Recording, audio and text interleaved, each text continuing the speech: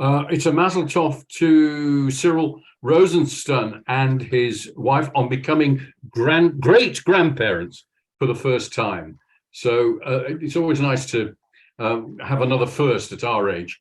Well, his age anyway.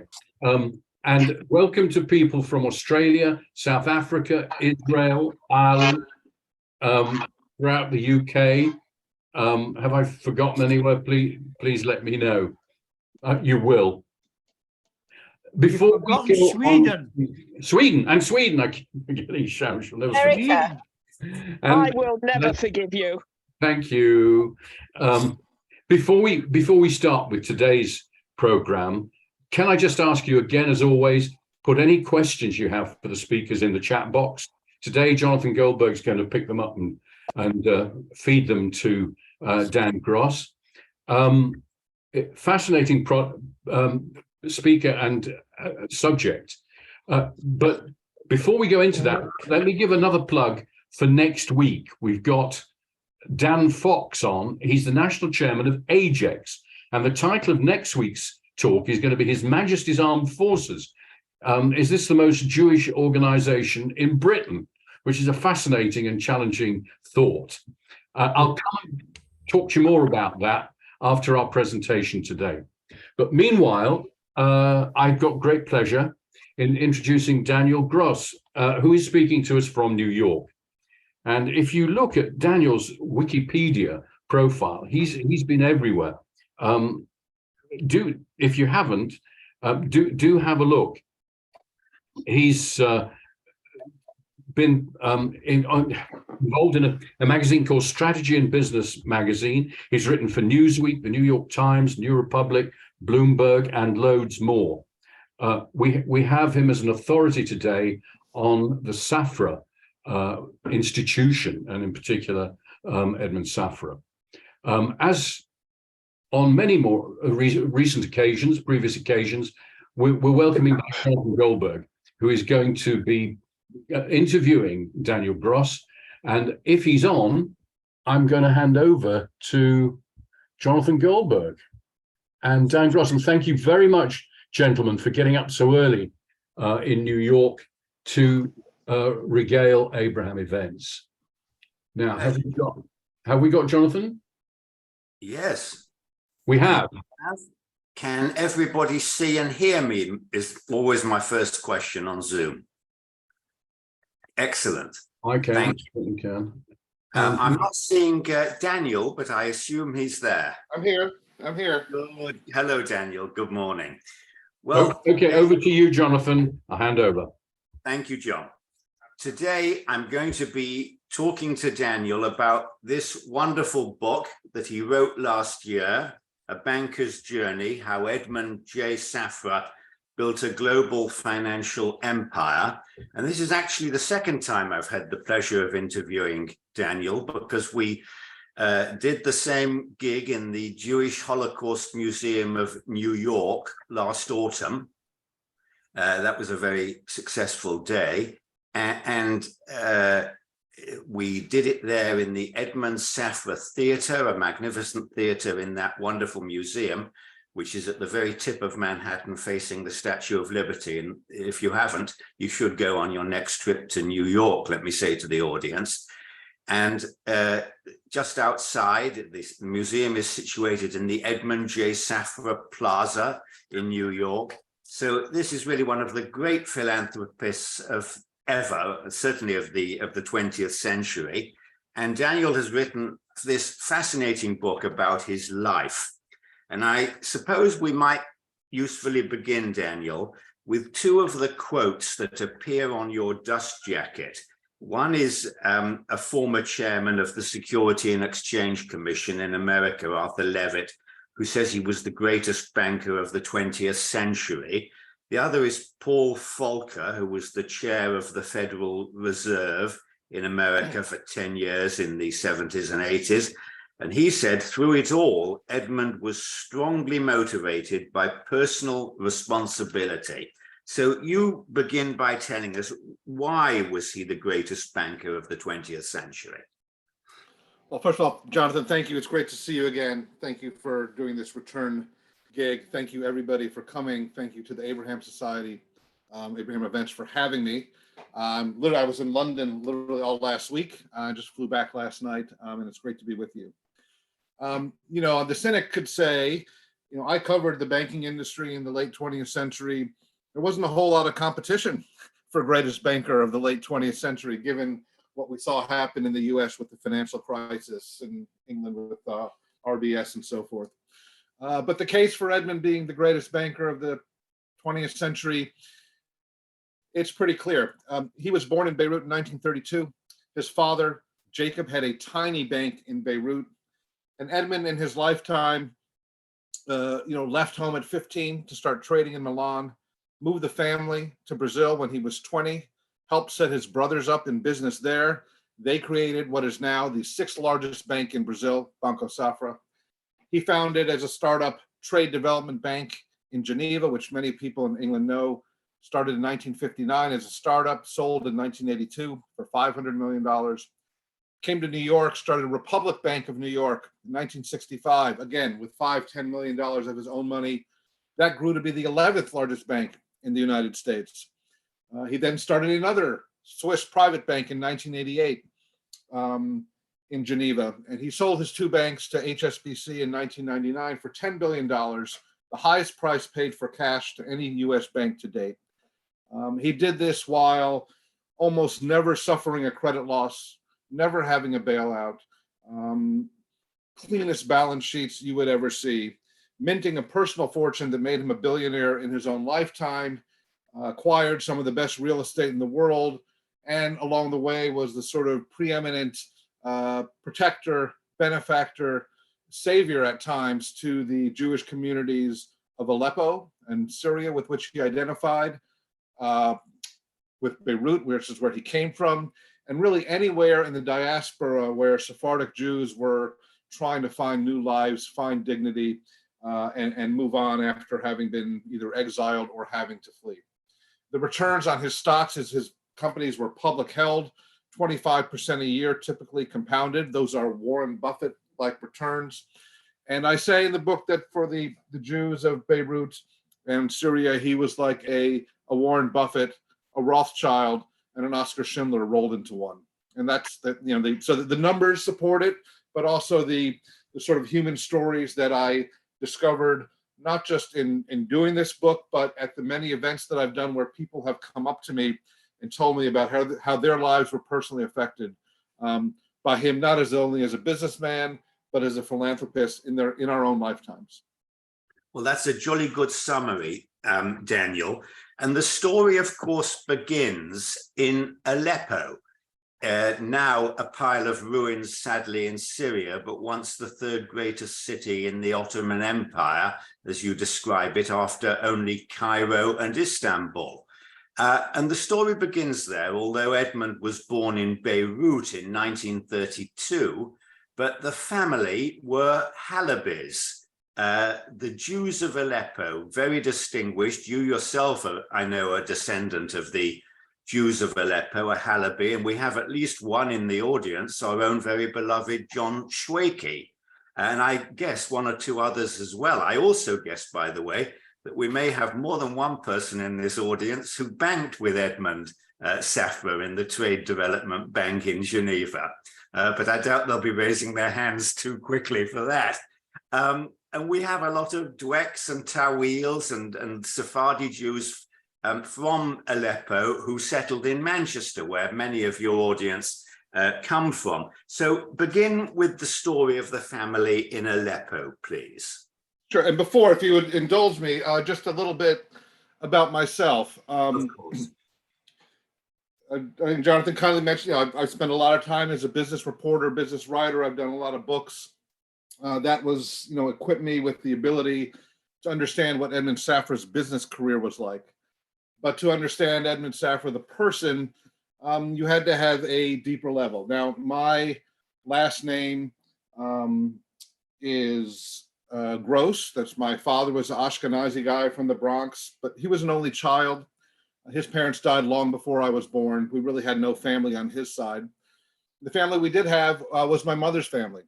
and she was a Nasser. She was born in Brooklyn in the 1930s in the Syrian community there. My grandparents are Nassers and Dweks. My great-grandmother came from Aleppo, who I knew. My grandfather on his side, the story goes that his own father saw what would be my great-grandmother walking on the street in Jerusalem, where they had moved to from Aleppo. They got married there. My grandfather, for several years as a child, lived in Jerusalem. So this is the world that I come from. And I like to show this Venn diagram. If you had the overlap of people who can write sweeping narratives about 20th century global finance and people who are Syrian Jews, there's really only one person who fits that bill. And to tell this story, you really had to understand why, how Edmund Safra built a banking empire, but also what it meant when he would call someone a hamor if they screwed up, or why his license plate was always 5555, because he was a Halabi, an Assyrian Jew to his core, and that dictated not only how he lived his life, but how he ran his business. And so Aleppo is indeed the place where it all began.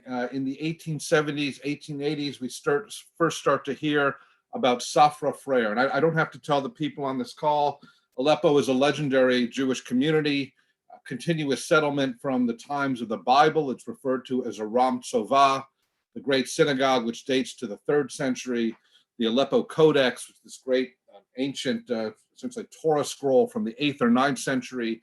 Aleppo is as you noted, was the 3rd largest city in the Ottoman Empire and a center of trade. So if you were a money changer or a financier, this was a good place to be.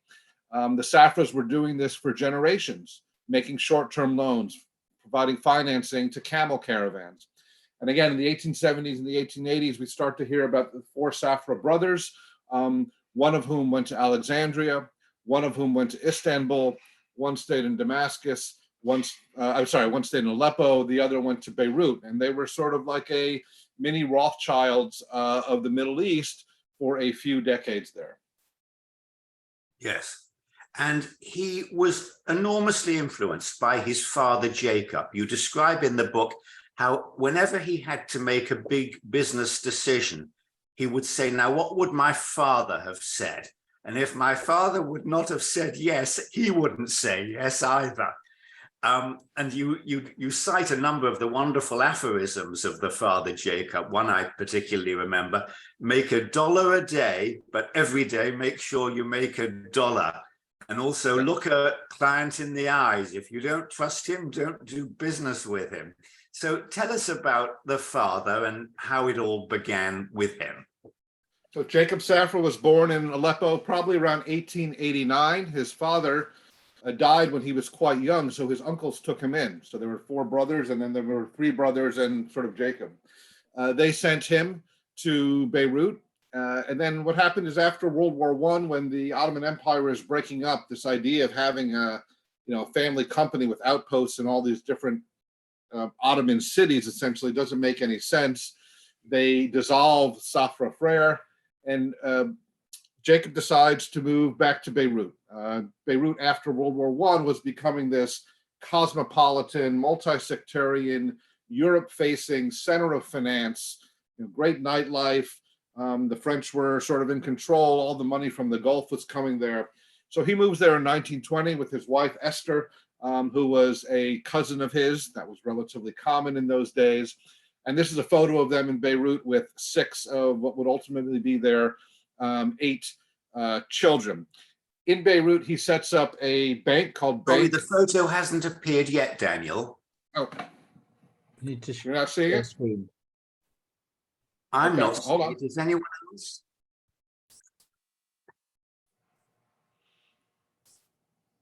Is anyone please. seeing Daniel's photo? No, Daniel needs to No, the share. slides haven't come up yet. Okay, I apologize. Hold on. He's a better writer than he is a technician.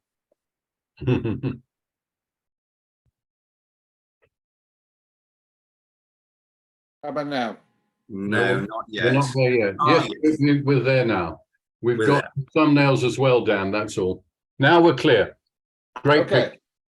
pic. This is the Safra family circa 1940. Edmund is on. If you're looking at the far left, those are his parents, and to his younger brother, one older brother, one younger brother, three younger sisters.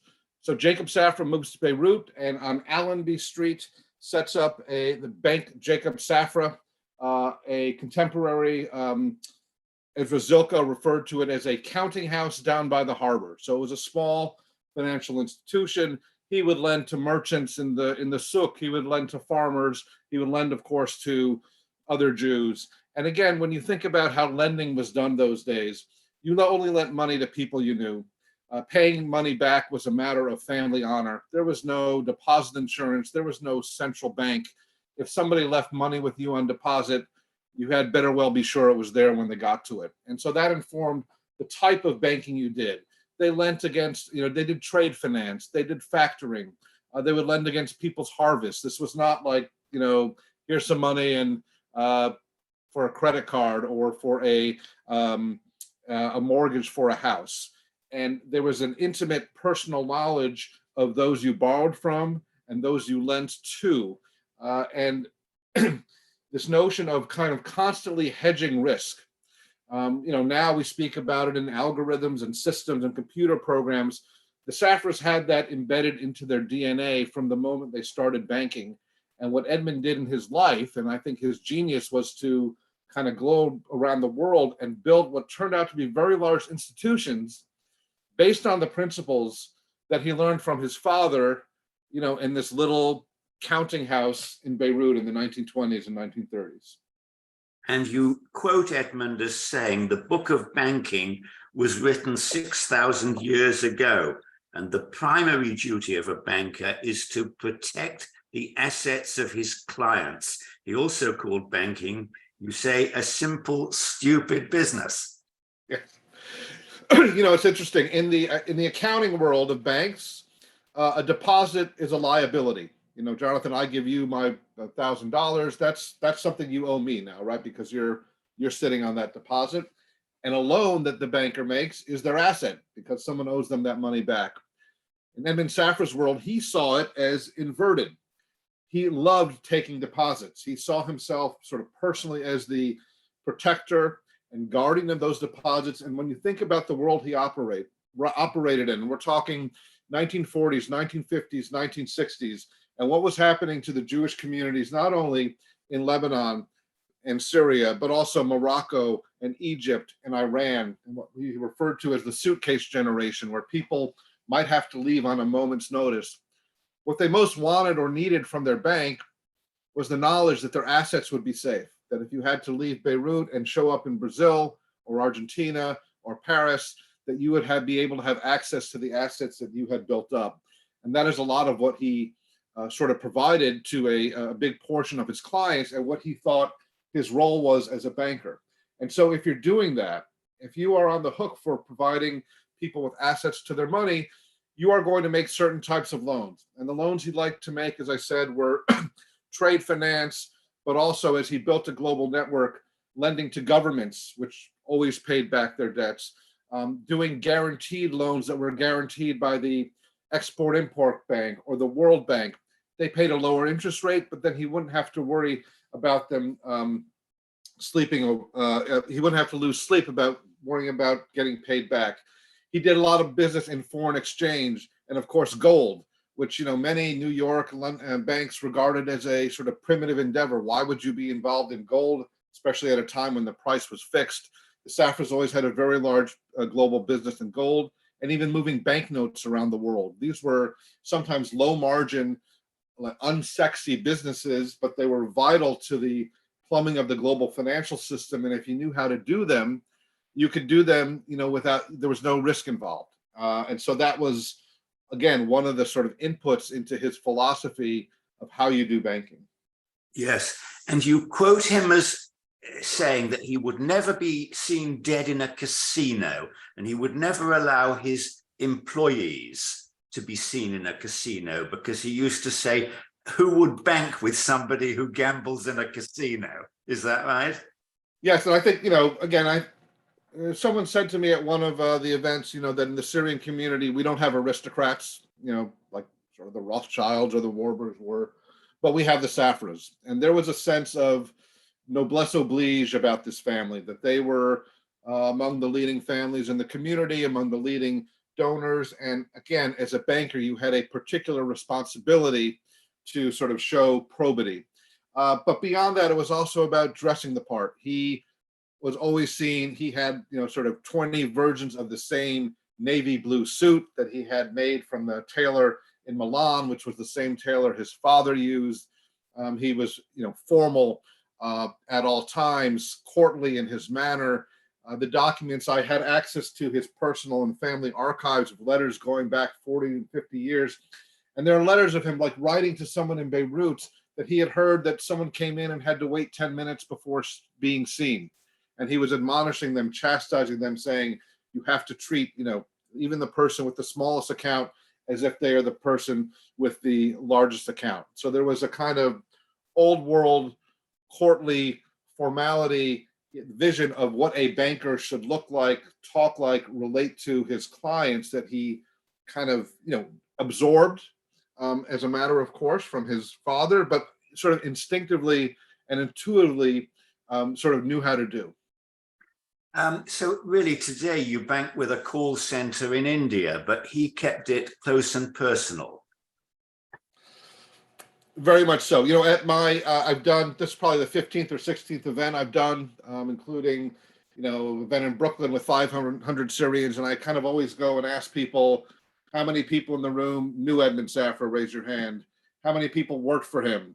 How many people had an account with him? And, always very high numbers. I think especially for the Syrian Jews throughout the world, it was a mark of sort of pride to bank at Republic or Trade Development Bank. And I cannot tell you the number of people, these institutions evolved into a family of banks that he owned that had $50 billion in assets. And the number of people who came up to me and said, they might have been a sort of something of a schlepper in Brooklyn. They had a store and they had a line of credit of $200,000. But when they came to the bank, they would be called up to his office because he wanted to look people in the eye. And then he would take you to the elevator. And if you were a really big client, he would ride down in the elevator with you. Yes. Daniel, maybe you'd run through a few more of these photos before we start talking. This is very briefly, this is a promissory note from the Bank Jacob Safra in 1927. To me, it shows the, obviously you have it in Arabic and French, but to me, this is a sign of how doing this project and understanding was like putting together the pieces of a jigsaw puzzle. There's a lot of coded language. You had to understand all the different languages, the slang, the terminology, how people related to one another.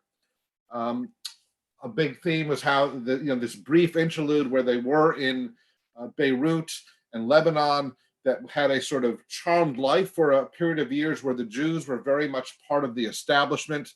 This is a picture, I think, from the probably late 40s, early 50s. The man in the middle with the beard is the chief rabbi of Beirut.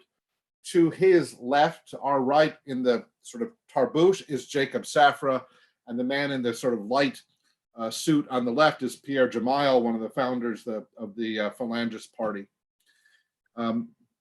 This is Edmund. His father sent him at the age of 15 after he had finished his schooling to Milan in 1947 when he felt that they needed a bit of a branch or an outpost outside of Beirut. Interestingly, as probably many people know, Lebanon was the only country in the Middle East where the Jewish population actually increased after the founding of the state of Israel, in part because so many Jews from Syria came there. But Jacob Safra was feeling that they needed to have an outpost elsewhere. Now, Edmund had an older brother, Eli, who would have been the sort of natural. He was 7 or 8 years older, but Jacob Safra saw something in Edmund, even as a teenager, that he would be the one to carry things forward.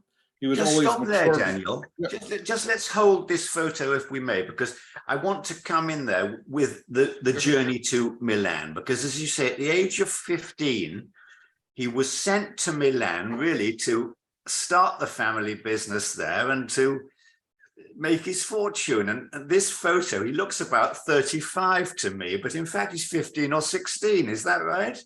Yeah, he always looked mature beyond his years.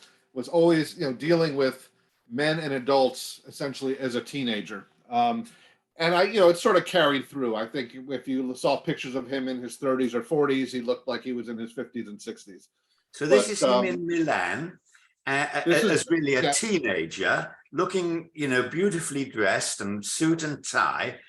And in Milan, I think you're going to tell us he made his first $40 million in about a year. So just tell us more. How did he do it? And tell us, as you describe in the book, the Buongiorno technique and the mattress technique.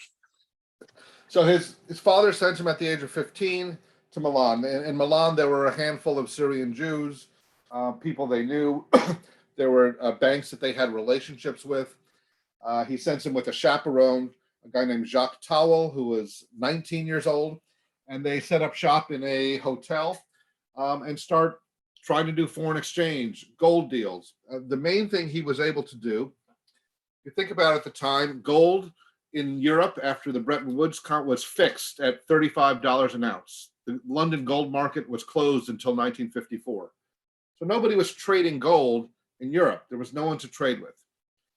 But if you knew how to move gold to where it traded freely, which was Lebanon, Kuwait, India, China, if you knew how to do that, you could make a lot of money because the markup could be quite large. And so Edmund went to start showing up in Zurich, where, of course, there was a lot of gold, some of which had been deposited there by the Nazis during World War II. He goes to the Central Bank of Amsterdam. He's in Paris for a few months in 1948, purchasing gold on behalf of his father, sending it to Beirut, where they would then send it on to Kuwait or India, where it would sell freely. And the thing they did to the greatest effect was Hong Kong. Edmund had a brother-in-law, his sister's husband, a man named Rahmo Nasser, who had been a surgeon in Aleppo. In the riots there in 1947, his clinic was destroyed. And in 1950, they say, Rahmo, you go to Hong Kong, you sit there, we will send you the gold, and you will sell it into the local market because people are smuggling it into China, they're using it for jewelry. And that was one of their sort of chief modes of making money. He would also, there are sort of legendary stories, some of which are documented.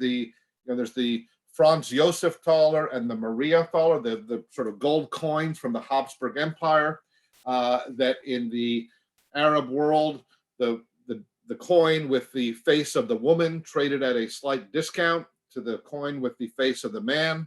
So he would buy up the coins, the Saffras people would buy up the Maria Thalers in the Middle East, ship them to Europe, where Edmund would trade them on a one-to-one basis for the Franz Josef Thalers and send them back. Again, there's no way to lose money. So have I got that right? That the gold coins with the face of the Empress Maria Theresa of Austria traded more cheaply than the ones of her son, Franz Joseph. That's right. One was worth $1 and the other was worth 95 cents in Damascus or something like that. And that's purely the prejudice of the Arabs against women at that time, is it? That's right. He realized this and made money out of it. Yeah, so these were the sorts of activities he was doing as a teenager. They were trading with, the Saffras had relationships with money changers in Kuwait, with sheikhs in Saudi Arabia. So they were doing business in the Gulf at the time, very active. So he spent 1948 to 1952 kind of roaming around Europe, going back to Beirut, engaging in these, you might call, I guess we might not refer to them as banking activities, but they are financing and banking-like activities. And among the things he was doing was financing films. This is a receipt I'm showing right now he was one of the backers of a film. They made a film version of the La Fille de Regiment. It was an opera, but they made it into a film. And at the time, Errol Flynn was trying to make a comeback and was making a movie version of William Tell. Somehow Edmund, again, at the age of 19 or 20, was involved with some other sort of Sephardic Jews in Europe who were financing these films. He, of course, ended up losing money on these like so many film producers do. Yes. Let's talk a little bit about his personal life. In that last photo, looks as though he must have been a heavy smoker in those days, because there seems to be a full ashtray. And is that a cigarette box on our left? I'm not sure, but he was indeed a heavy smoker.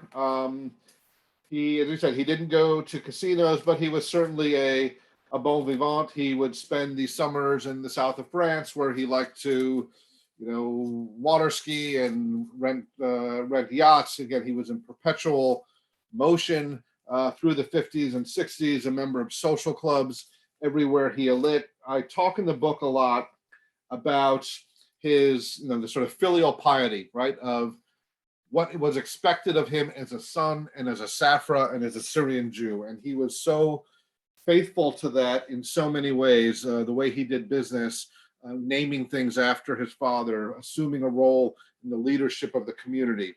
But there was one realm in which he did not fully conform, which is that, in that world, if you were a Syrian man in your late 20s, maybe at the age of 30, you would marry an 18-year-old Syrian girl. Could have been someone your family knew, or that was an arranged marriage. And then you would proceed to have 4 or 5 children, hopefully some sons, because only the sons would go into the business. Edmund, in his 20s, and we can get a little before this, but at the age of 22, he decides we're moving the family to Brazil. So he moves his father, brothers and sisters to Brazil. Then he comes back to Switzerland in his mid-20s and starts a bank in Geneva. Then he goes to New York in his early 30s and starts a bank in New York. All the time he's continuing to run his father's bank in Brazil. So he was in he lived in 4 or 5 different places and was in perpetual motion. And he was a bachelor until he was 43. That's right. Really, so he did not, I was going to say, so the area where he did not conform to expectations of the community or the family was that he did not get married. He didn't feel, maybe he enjoyed being single. Maybe he felt that given his nomadic lifestyle, that was not a appropriate setup for a wife and children. Perhaps he had some attachment. His mother had died when he was very young. I think he had perhaps some sort of issues about commitment and attachment. But the upshot was that, through his 30s, he was a bachelor. He did not get married until 1976, when he was 44. And the woman he married, Lily Safra, was we'll come to that. We'll come to that. She was not from the community. Yes, so that's quite a topic in itself, of course. But you describe how he was a real playboy, yachts and jets and apartments everywhere, and one long liaison with a lady called Nicole Golland. And I looked her up and Googled her, and there was a photo of this gorgeous girl that I suspect could not have been Jewish. Am I right? And that might explain a lot. Didn't want to bring a non-Jewish girl home to mum. Entirely possible, yeah. All right. He was very superstitious, was he not? Well, it depends how you describe superstition. And this is where I think, some of my own kind of heritage and who I am as a person and a writer maybe gave me a little window or a little more empathy. I think when you look around the world, or you go to Israel, there is a great tendency by, I think, Ashkenazis to look at Sephardic Jews and say they are superstitious. They have some strange beliefs. They have these very odd customs. There's even a tendency, to paint them as primitive or not as modern. And I think when you get down to it, one person's superstition is just another person's custom. And if you break down people's habits or why they do certain things, you could trace it all back to superstition. That said, the Syrian Jews have a set of customs beliefs that are sort of seamless with their religious beliefs that, yes, one could describe as superstitious. I talked about, 5, the Hamsa, which is a sort of powerful symbol in the Middle East, both for Muslims and Jews.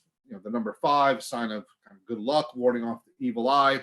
So his license plate was always 5555. His telephone extension was always 5555. When he sold his bank in 1982, he wanted to get $555 million for it. He ended up with 550.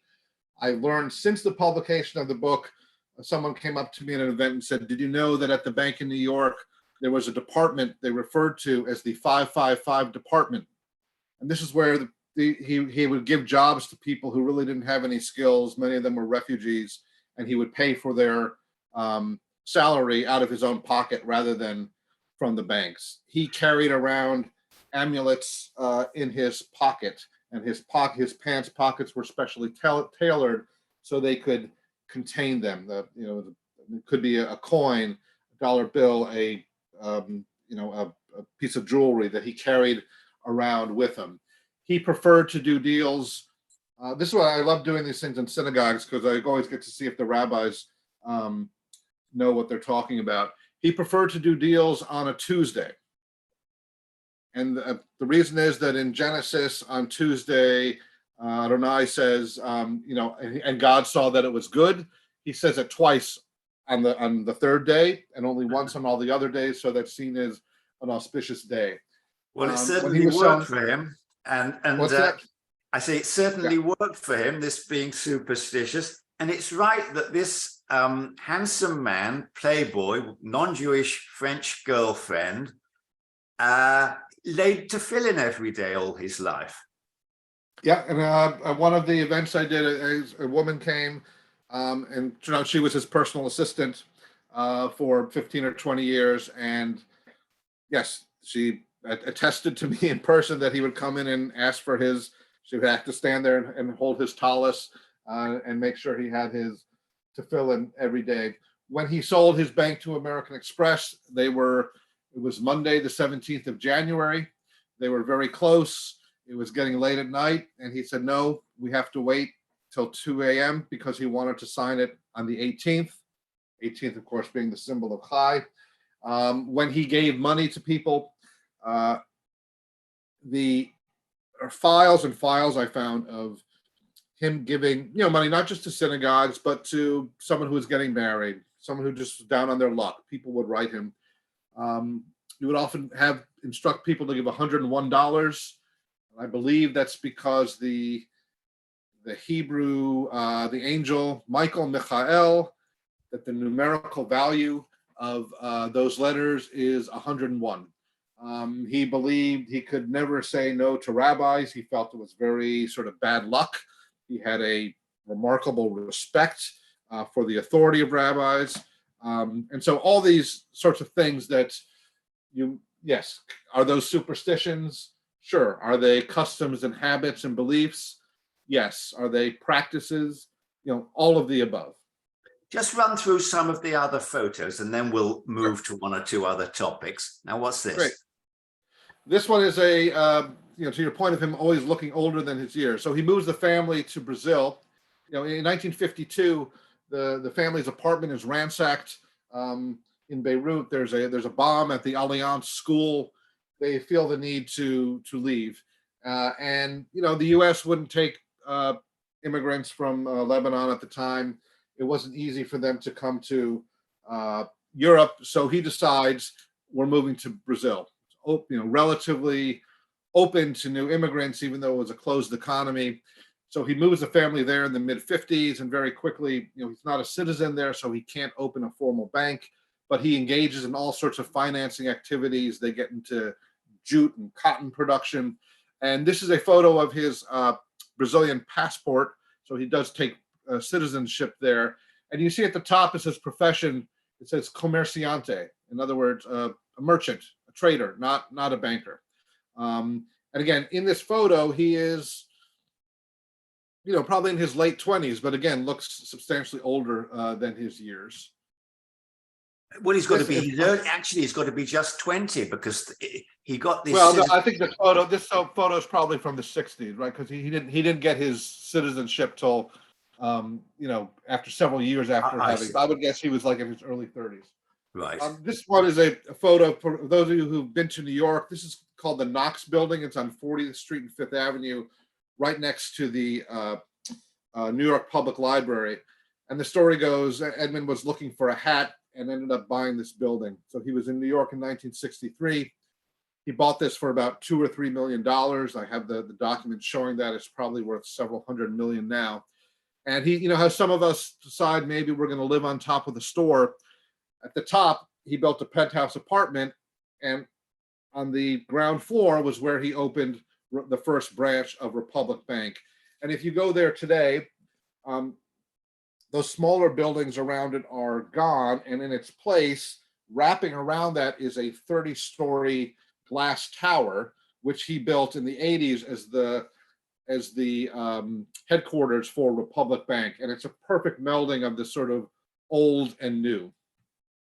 And he kept the dining room kosher, did he not?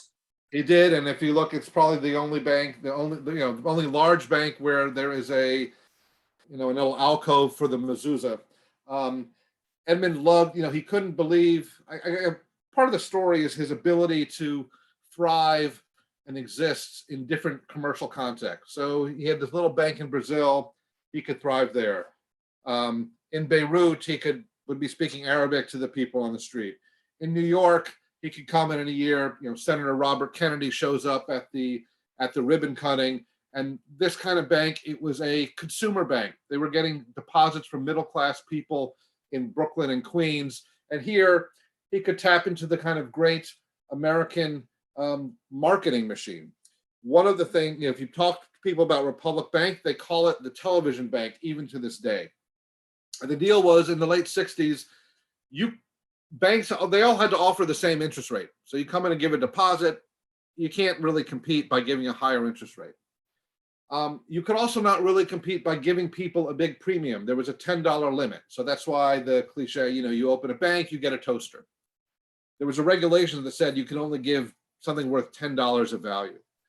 The people at Republic figured out, being sort of sharp Syrian merchants, there's nothing in those regulations about what I could give to somebody if they bring a friend. And so they decided they would say, Jonathan, if you bring your friend and she takes a certificate of deposit for a year of $5,000, Jonathan, I will give you a black and white television, which at the time was worth a few $100s. And the reason they wanted to do that is they wanted to hoover up all these deposits because they were investing them in euro dollars in London, and they knew they could get that return without any risk, but they just had to get all those deposits. So they put out this ad, and of course, many people in the Jewish community, in not just the Syrians, but throughout Brooklyn and Queens, thought this was amazing. And within a few weeks, there were lines around the block of people bringing their friends and walking away with a giant black and white TV. And there was a woman named Ida Schwartz who ended up having 25 televisions. And apparently the people would call on the weekend to find out, to ask, how does the remote work? How do I change the channel, etc. Again, the point of this is that whatever context he was in, whether he was in a formal, old-fashioned Swiss bank or this sort of like bustling hurly-burly of New York, was able to figure out how to work in those different contexts. And of course, he spoke 6 languages. He did. And people describe, walking into a meeting where he would be on the phone, yelling at someone in French, talking to someone in Arabic, someone comes in and says something in English, peppering his language with sort of Hebrew phrases as well, Arabic curses, a sort of mini United Nations. I like showing this photo. This is, remember I told you briefly before that they built the new headquarters building right next to it. This is at the groundbreaking. And of course, there's not one rabbi, there are 2 rabbis, and there were probably more present. That's him, of course, in the middle, in the hard hat there. I think one just can usefully make a contrast between the great Ashkenazi bankers, who have obviously got to be the Rothschilds, who couldn't wait to leave Judaism, their descendants and children, by and large, and Safra, who couldn't have been more Jewish throughout. Great contrast there. Yeah, I'm just going to run.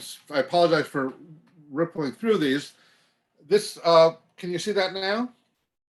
Yes, Trade Development Bank. Yes. Okay, so the bank he started in 1959 in Geneva was called Trade Development Bank, TDB. And you can see the logo up there on top of it. which actually it's intertwined letters BJS, or Bank Jacob Safra. That was like the logo back from Beirut that they put on everything. This bank went public in London in 1972. It raised 16 million pounds.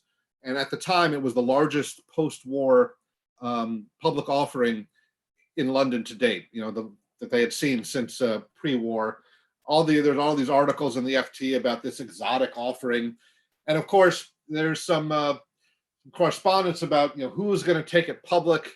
And there's some lines from Edmund saying, keep me away from the Ashkenazis, they're going to kill me. So I had this strong sense that, and yet you look who was the lead underwriter. Well, manufacturers Hanover and of course N.M. Rothschild and Son, and specifically Jacob Rothschild. I had the pleasure of interviewing Jacob Rothschild. We did an event in London a few months ago on the launch of the book. He was supposed to come in person, but we ended up doing a sort of Zoom conversation. And I had asked him at this press conference in the 70s, Jacob Rothschild stood up and said, we've known you for many years. My father knew your father, and our grandfathers knew your grandfathers. So this world of the interconnected Jewish banks that goes back indeed to the late 19th century. I didn't find documents going back that far, but I did find documents from the 30s and 40s showing the Safras trading gold and silver with the Rothschilds, with the Mocadas. So they were part of this sort of network. And Edmund was personal friends with Jacob Rothschild. They invested in art together and socialized. But at the end of not at the end of the day, but there was that sort of suspicion that they're the Ashkenazi or the Sephardim. We have to be a little careful about who we deal with. Now let's go to the photo with David Rockefeller, because there's a question I wanted to ask you about that. No, that's it. That's for the poor quality. Yeah. Doesn't matter. That's him with Rockefeller. I suppose it's got to be probably about in the 70s by the look of it. 70s. Now, this brings me to the question I wanted to ask you. You say in the book that he always felt himself, quote, a perpetual outsider, an outsider in the stiff Calvinist world of Geneva banking, an outsider in the WASP world of New York banking, and here's the biggest WASP of the lot, Rockefeller. Tell us some more about that. Did he suffer anti-Semitism? Was he conscious of it? Well, so yes, of course, he was wherever he went, he was treated, and especially by the press, as an outsider. And you read about that, here they were, these sort of dark, swarthy Lebanese, Brazilian. So in Switzerland, they were Brazilian. In New York, they saw them as Swiss. In the Ashkenaz, saw them as Sephardic. There was always a sense that they were something of the other. And of course, this is the fate of sort of Jews in the 20th century, and in particular Jews from that part of the world. And wherever he went, of course, there was a prevailing establishment in Brazil, in Switzerland, in New York, that he was not born into, but that he kind of built his way into. Now, at some level, he was in Geneva for 40, 50 years and was never sort of really accepted by the local Swiss banking community as one of their own.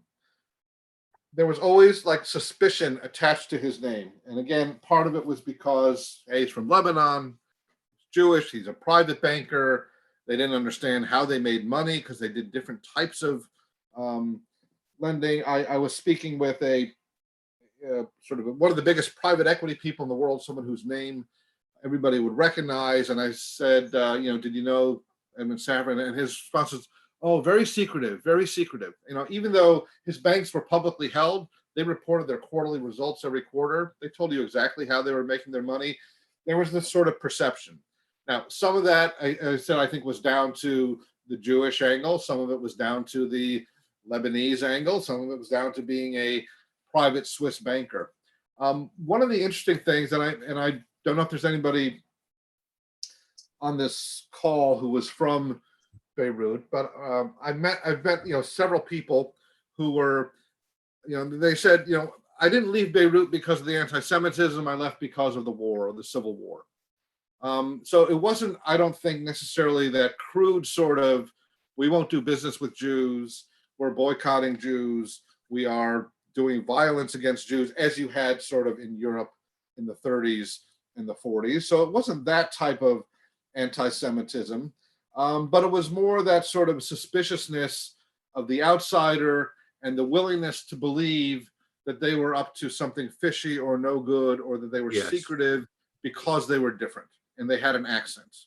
Right. Carry on running through some of these photos, and I'll have questions as we go. They're the photos in the book, of course.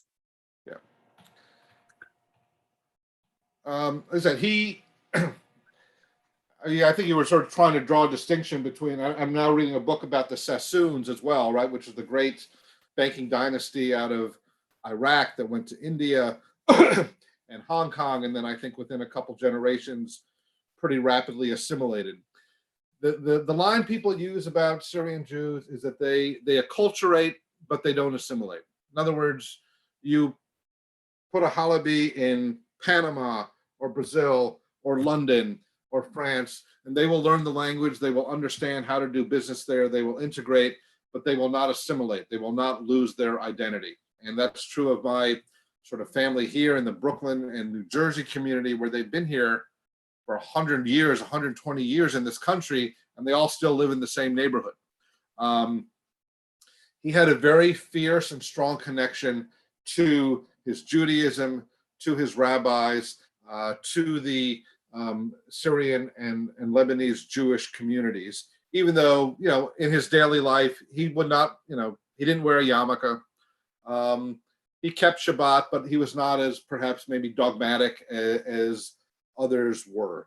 And the number of, I think one of the big themes of the book, one of the big themes of the archive that I kept finding these letters, and then the stories that people keep coming and telling me, is that pretty much anywhere, if you were a group of Egyptian Jews in Brooklyn in the 60s and were trying to start a synagogue, you went to Edmund Safra and he would kind of guarantee your loan. If you were starting a community, we're going to have to hurry up a bit. Okay. I just want to share this one. This is a letter from the Lubavitcher Rebbe, Rabbi Schneerson, in 1971. He addresses him as Ezra Safra, which was his Hebrew name. But the occasion of this is that Edmund had given not one Torah, but two Sifrei Torah to Sha'arei Tzion, which is one of the big Syrian synagogues in Brooklyn. And it's a whole sort of drash on why it's particularly special to give two Torahs instead of one. And you see the Rebbe, sort of signed it on the right, and then on the left kind of was marking up some of the originals. And again, I think this is one of my favorite letters. It's in French, 1979. The Jews were still hanging on in Aleppo. And this is a letter from Le Rabbin de Aleppo, the rabbis of Aleppo. You can see it signed in ink and perhaps pencil, 8 or 9 rabbis that are left there. And it is, it says, our dear benefactor of great heart and generosity, Mr. Edmund Safra, we are writing to you as the rabbis of Aleppo, seeking help for Yom Tov Yedid, who was the chief rabbi. He was suffering in business, he was suffering in health, and they're asking for money. And you see at the top in that green writing, it says $7,500. That's the writing of his personal assistant.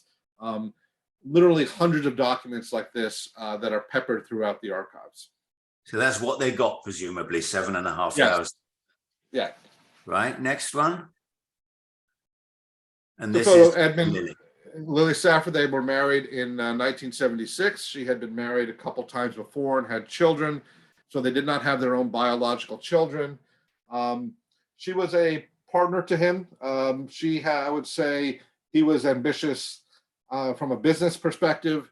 She was phenomenally wealthy before they met. She was more ambitious from a social perspective and sort of opened his world to the realms of art, society, politics, going to state dinners, fabulous entertainment, but was also an actual sort of partner in helping develop the brand of the bank. The sort of biggest thing they did was at the annual meetings of the IMF and the World Bank in Washington, D.C. every year.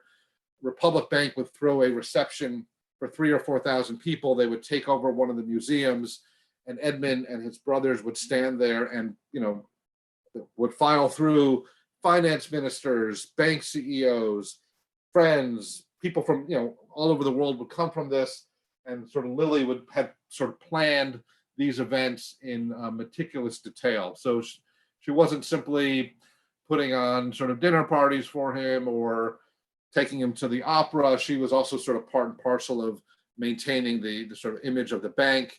And of course, this is a photo of them at La Leopolda, which was this villa they bought in the south of France, which is probably today one of the most valuable single pieces of residential real estate in the world. This last one, again, he was a lot of the charity he did was on a personal basis. He would write you a check or write a check to a synagogue. But then he began to institutionalize it. In the 70s, one of his colleagues said, in Israel, only 2% of Sephardic kids go to college. They're often treated as second-class citizens. And he said to her, you should do something about that. And so they started the Israel Sephardic Education Foundation, ISEF, where he gave $250,000 on the spot. What this organization does is give money to first-generation kids who are studying medicine, PhDs, undergrads, and this is him speaking at their 18th anniversary celebration in Israel in 1995. And I was just in Tel Aviv not 2 months ago, speaking to the 150 recipients of these scholarships this year. They bring them to Tel Aviv. And it was, kids whose parents were from Iraq, from Ethiopia, from Morocco, every color and hue and shape of modern Israel, all of them, benefiting because his foundation continues to provide about a third of that organization's budget per year, all of them benefiting from his investments in prior years. Yes. Next one. Yeah, this is the last one. So to me, one of the most interesting things about this book, and as an American who writes about business, we love these business success stories. An immigrant comes to a country, starts a business, overcomes adversity, makes a lot of money, leaves behind a legacy, and it's a success story and something everybody should emulate. Edmund Safra's story ultimately has, of course, it has all these elements of triumph, but ultimately it's a tragedy on a few levels. In the 1990s, he, while still in his early 60s, was afflicted with Parkinson's disease, and that begins to inhibit his ability to manage this global empire he had built. Edmund Safra did not do succession planning. There were, of course, professional executives at his banks, but it was clear who was the boss. They were publicly held, but he owned 30%. And again, in his world, every business was a family business. There was no vision that someone named Safra would not be running this bank. But he didn't have his own biological children, and he couldn't work out an arrangement with his two younger brothers who had built their own very large bank in Brazil about how to sort of either pool their resources or figure out how to keep this going. So in 1999, again, he's very ill. He decides to sell the banks with great reluctance. HSBC comes and buys it. You see the price there, $72 a share. That is 4 times high. I don't know if that was the stipulation, but you can read into that what you want. And of course, this is a moment of great triumph. It was $10 billion in cash. He was going to walk away with $3 billion. The next day, a friend of his from Geneva comes and says, Mabruk. Mabruk is congratulations in Arabic. And Edmund looks at her and says, J'ai vendu mes enfants. I've sold my children. I've sold my babies. And so for him, this was not a sort of crowning moment of, look what I've done, looking back, I've built this thing and now I've monetized it. It was, I've given up my children, I've given up some of my legacy, I've given up some of my family's, story. That was May 1999, and December 1999, he died in a fire that was set by a member of his household staff. So effectively, his business career ends in May 99. His life ends in December 1999. He leaves most of his assets to his foundation. And again, in his lifetime, he would never name after anything after himself. You would only name after something after your mother or your father. So around the world, there was Beit Yaakov Synagogue, Ohel Yaakov, Kol Yaakov, Safra Square, inscriptions and Sidurim that were donated to the Milan Sephardic Synagogue in the name of his mother, but nothing with the name Edmund Safra on it. He left behind this foundation, which his wife and professionals have been running for the last 23 years, and they have been putting his name on synagogues, on community centers, on hospitals. They just broke ground on a hospital in Israel yesterday that is going to be the Edmund and Lily Safra Synagogue. The foundation operates in 3 areas: medical research with a particular focus on Parkinson's, Jewish life with a particular focus on building synagogues, and education. And I think that is the legacy is not that there is a Edmund Safra Bank. The legacy is not that there are his own children who are carrying on. The legacy is really in the foundation that has sort of carried on this work and continues to support many of the things that he was passionate about in his lifetime. Dan, we could go on all day, but sadly, we're coming to the point where I'm going to take some questions that are appearing in the chat. Jonathan. Yes, go on, John. Yeah, before you do, can we just take a natural break? Because I just want to address a couple of things while people consider what other questions they would like to put in. There are 2 things I'd like to bring up. The first one actually relates in context to our topic and our subject today, and that's about philanthropy, and it's also about the Ottoman Empire in a way. I'm trying to create a link. We've decided at Abraham Events, especially the initiative of Johnny Shwakey, that we should really be doing something for the earthquake victims in Turkey and Syria. And with or without permission of our loyal delegates and visitors, we propose to send out an appeal letter with a link to the World Jewish Relief Organization. Now, if you remember last April, Alice Grader talked to us about World Jewish Relief, and then it was all about the Ukraine situation nearly a year ago. When you cast your minds back, we believe it's a good opportunity to emulate the philanthropy of Edmund Safra in whatever way we can to send some money. Already, World Jewish Relief has raised about £45,000 to send to a representative in Istanbul. So I urge you to watch out for the email and do what you can in the interests of, well, the reputation of our organization, Abraham Events, and just to help these poor people whose lives have been devastated by the recent earthquakes. That's number one. Number two, I'd like to trail next week's speaker. And next week's speaker, as I mentioned right at the beginning, is Dan Fox. We seem to be limiting ourselves to Dans at the moment, monosyllabic Dans, but this is Dan Fox, and he is the national chairman of AJEX, the Jewish Military Association. And the topic is His Majesty's Armed Forces, the most Jewish organization in Britain. Jews have always served in the British Armed Forces, even when the law forbid us as Jewish servicemen and women played vital roles in the Allied victories in both world wars.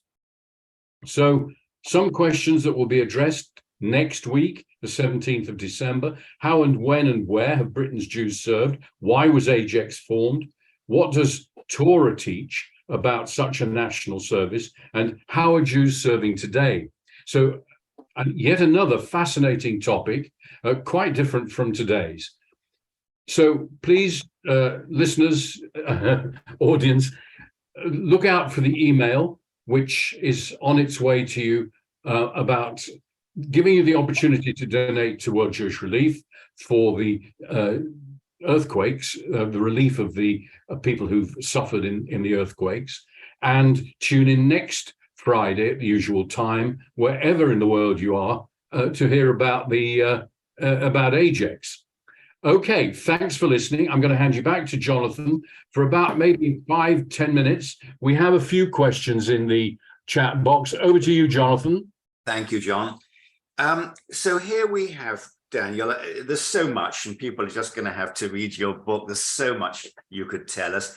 But just wrapping this up, you have a man who's living in a wonderful palace with a beautiful wife, the former residence of the King of Belgium, La Leopolda in the south of France, with homes all over the world in addition, with yachts, with a world-class art collection. They're personal friends of Yitzhak Rabin and Kissinger and Margaret Thatcher and Robert Kennedy and Ronald Reagan. And in the book, you produce photos with all those people.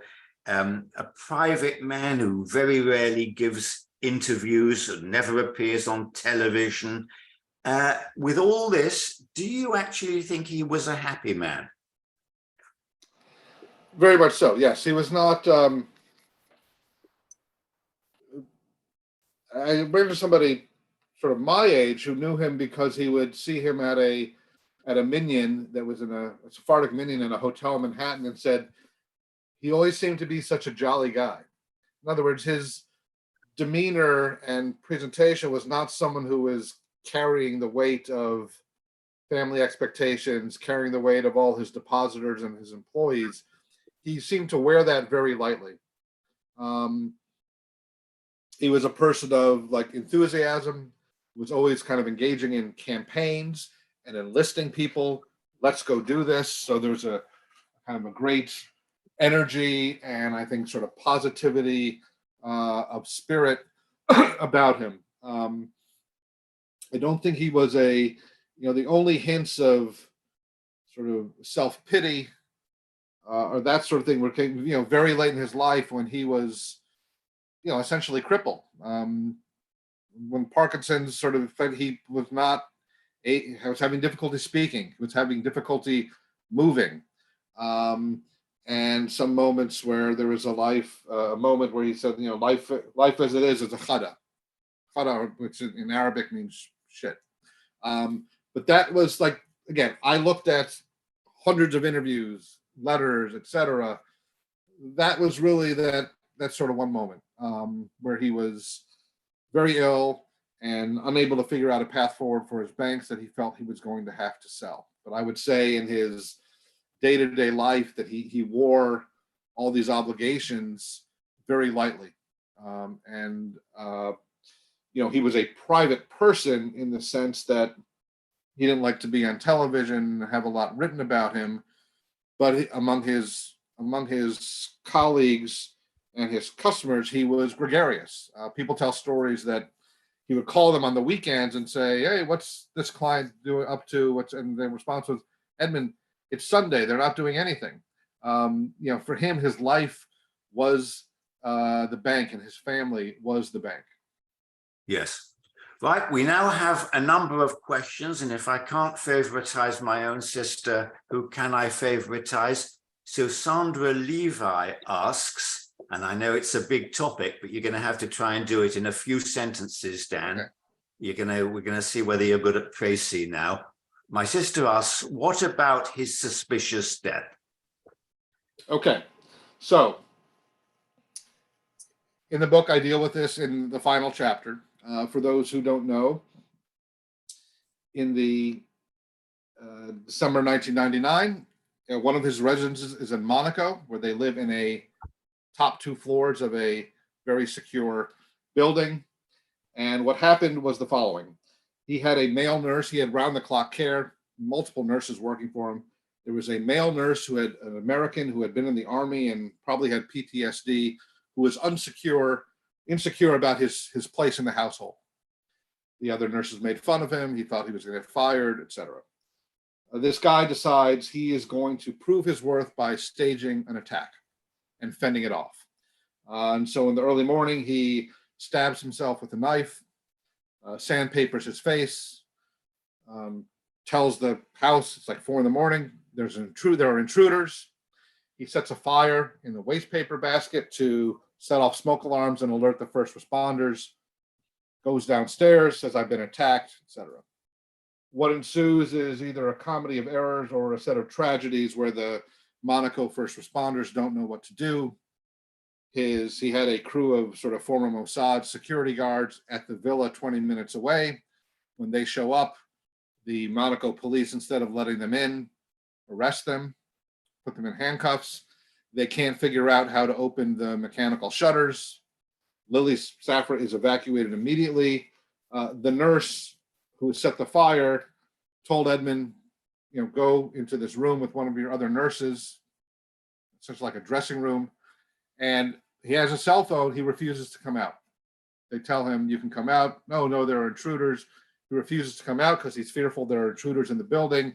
And he ends up dying of suffocation or smoke inhalation. That is the story that that male nurse, Ted Maher, confessed to 2 days after the event.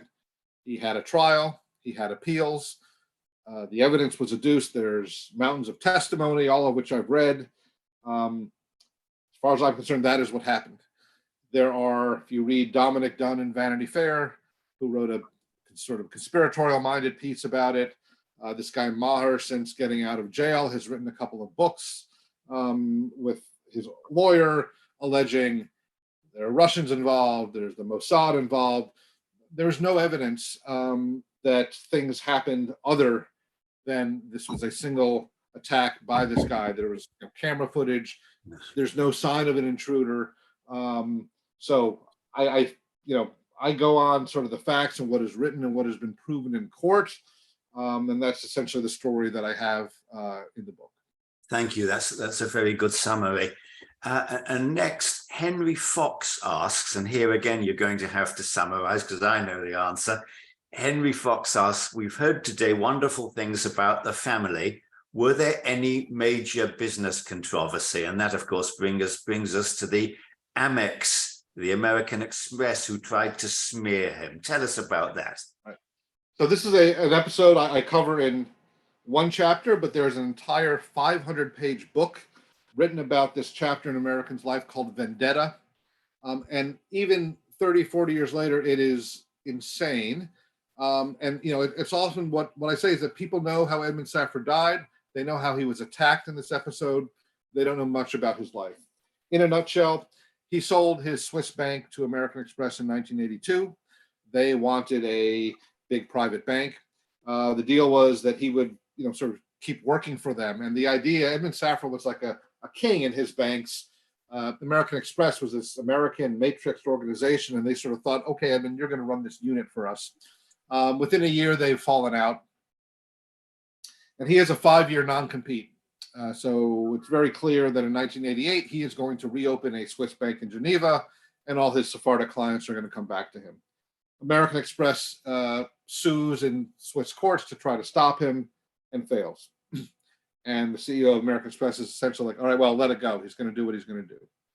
In the summer of 1988, articles start to appear in the press in Peru, in Switzerland, in France, and Italy saying Edmund Safra is a drug dealer.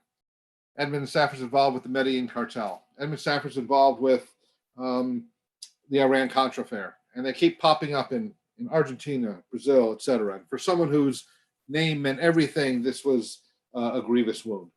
The minute he sees this, he says, this is American Express's doing. And everybody around him is saying, you must be crazy. This company wouldn't do something like that. He hires private detectives. He starts suing in every court for defamation. And eventually, two things happen. One, in one of the trials in Paris, the defense turns over a document that says, hey, this is where we got all this information about Edmund Safra being a bad guy. And, when you send a fax, there's a thing at the top that tells you where the fax comes from. And the top of the fax said American Express London office. So that was evidence that someone at American Express had been feeding this information to these journalists. Secondarily, these investigators follow up on leads. It's like something out of a movie.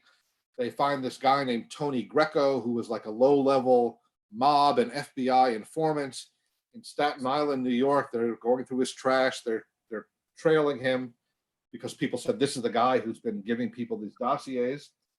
And they follow him one day to the corporate headquarters of American Express, where he comes out with a woman and they go to lunch and they figure out who that woman is, and she's one of their PR executives. So it turned out that some couple rogue PR executives were funding this multi-million-dollar campaign to spread false information about Edmund Safra. Edmund confronts Jim Robinson, who is the CEO of American Express, denies it, and then he says, well, what about this guy? What about this guy? What about this guy? And effectively, within a day, American Express admits it, and they, rather than sue him, Edmund says, I want you to give $8 million to the Red Cross and this hospital and the Jewish Appeal, and I want you to apologize, which they do. And so that was the sort of most highest level of controversy surrounding him in the public eye. Again, there were always these sort of swirls of, because he is a Swiss banker, because he is from Lebanon, because he's from Brazil, there must be fishy things going on. And so the world was primed to believe them. But the evidence of such things was sort of vanishingly small. Yes.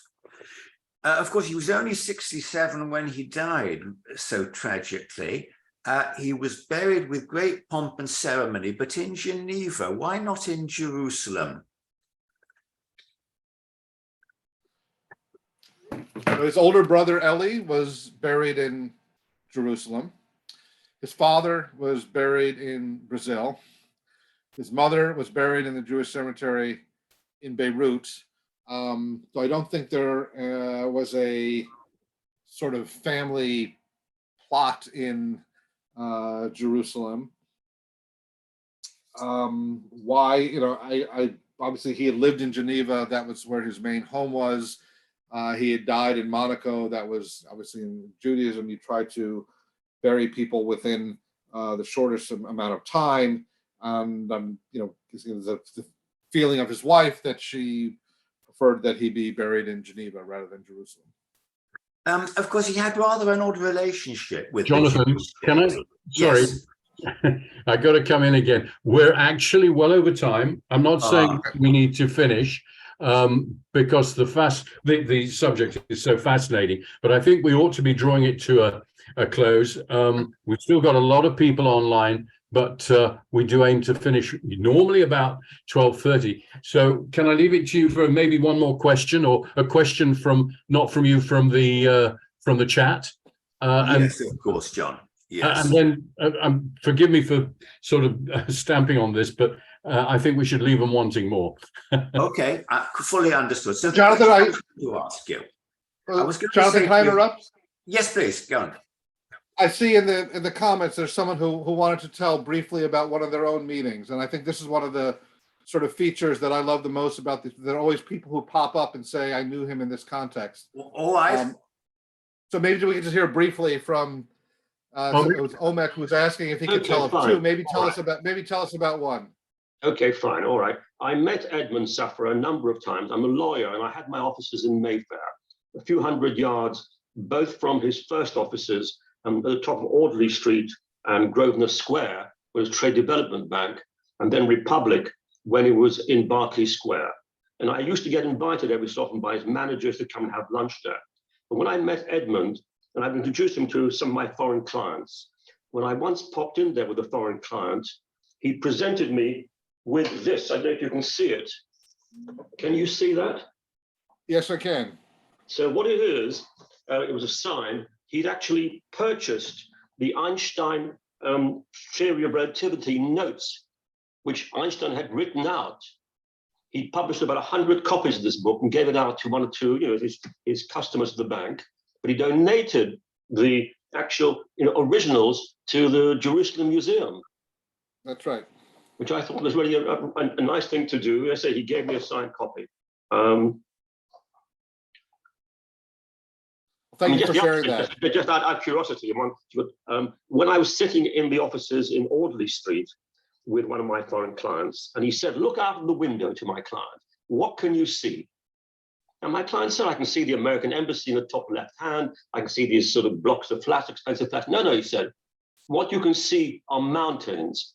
Breathe the air. When you're in this office, you're in Switzerland." Wonderful. Thank you. Thank you, Rebecca. I'm glad I'm glad that we took you. That was really very interesting. Well, I guess, John, you would want to end there, wouldn't you? I think we could go on until 3 o'clock this afternoon, but our normal timing has come to an end, and it remains for me only to remind our viewers, our guests, please expect this email about your opportunity to donate to World Jewish Relief for the Turkish-Syrian earthquake refugees and survivors, I guess. Also next week, as I said, Dan Fox, National Chairman of AJEX, on His Majesty's Armed Forces. Is it the most Jewish organization in Britain? But the real joy that I have now is to thank Daniel very much indeed for giving up his time. Daniel, can you just show up the book again? And I assume we can get this on Amazon. It is readily available. Daniel, don't tell me you haven't got a copy of it. I can't believe it. I've got 50 copies of my book. Nobody wants them. Right. Okay. Yeah, it's at Amazon. It's at Waterstones. Most of the big UK. They may not have so many copies on the shelf, but certainly available to order online. Thank you very much. There's so much more that Jonathan could have asked you and brought out, but I think now it's time for us, if we're interested, to buy a book, and let's do that. So Daniel, thank you so much for getting up early, for giving us what an erudite talk about a fascinating man. And I had no idea of the depth and breadth of what he had achieved. And I'm sure I speak for a number of our viewers today. Jonathan, well, thank you so much. We've got our own Melvin Bragg here. You keep popping up and you keep doing the reading, and the background and the questions you ask are always stimulating and relevant. And thank you very much again for getting up. It's like a New York special this weekend. On behalf of everybody at Abraham Events, thank you both so much for a fascinating talk. And actually, I think we're going to close it now. We're already at nearly 20 to 1.